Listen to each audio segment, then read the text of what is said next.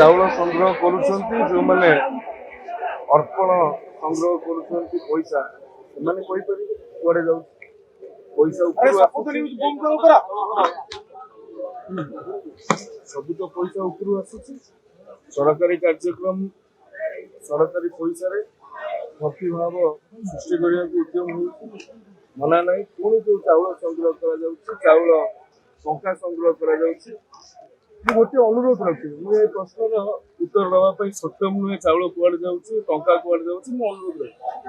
ଓଡିଆ ଲୋକ ପ୍ରଭୁ ଜଗନ୍ନାଥଙ୍କ ପ୍ରତି ସମର୍ପଣ ଭାବ ରଖିକି ଚାଉଳ ଏବଂ ଟଙ୍କା ଦଉଛନ୍ତି ସେ ଚାଉଳ ସେ ଟଙ୍କା ଯେମିତି ବାଟ ମାରଣା ନ ହଉ ଅନ୍ୟାନ୍ୟ ଭୋଜିରେ ନ ଲାଗୁ କି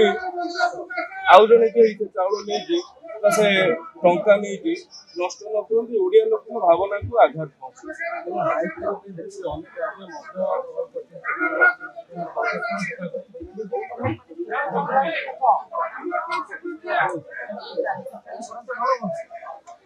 ନିଶ୍ଚୟ ଭାବରେ ଇଏ ରାଜ୍ୟ ସରକାର ତାଙ୍କ ବିବେକକୁ ପଚାରିବେ ଚାରୋଟି ଶୌଚାଳୟ ଗୋଟେ ଗୋଲାକାର ରାସ୍ତା ପାଇଁ ଯଦି ଗୋଟେ ଦିନ ତେବେ 500 ବର୍ଷ ତଳର ଯେଉଁ ପ୍ରକାର ଅସ୍ମିତାକୁ ଫେରାଇ ଆଣିବା ପାଇଁ ଉଦ୍ୟମ କରାଯାଇଛି ସେଥିପାଇଁ ମଧ୍ୟ ଉଚିତ କି ଅନୁଚିତ ରାଜ୍ୟ ସରକାର ତାଙ୍କ ବିବେକକୁ ପଚାରନ୍ତୁ ମୁଁ ଏ ଉତ୍ତର ଦେବାଟା ଲୋକ କହିଲେନି ଆପଣ ତ ଆପଣଙ୍କ ପ୍ରଶ୍ନରେ କହିଛନ୍ତି ଯେ ବିଜୁ ଜନତା ଦଳର ନେତାମାନେ ବି କହୁଛନ୍ତି ତେଣୁ ଇଏ ଗୋଟେ ଦଳ ମତ ନିର୍ବିଶେଷରେ ଜନମତକୁ ନବୀନ ବାବୁ ସମ୍ମାନ ଦେବେ କି ନାହିଁ